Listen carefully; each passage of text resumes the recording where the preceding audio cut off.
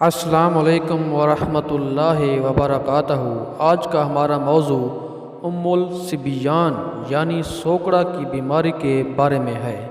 پیارے آقا حضرت محمد صلی اللہ علیہ وآلہ وسلم کا فرمان عالی شان ہے اس بارے میں۔ بسم اللہ الرحمن الرحیم۔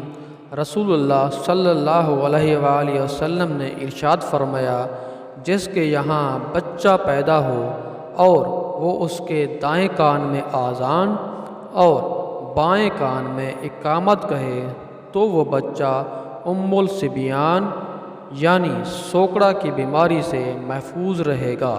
سبحان اللہ۔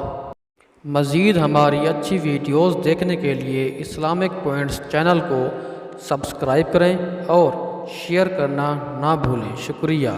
السلام علیکم ورحمۃ اللہ وبرکاتہ۔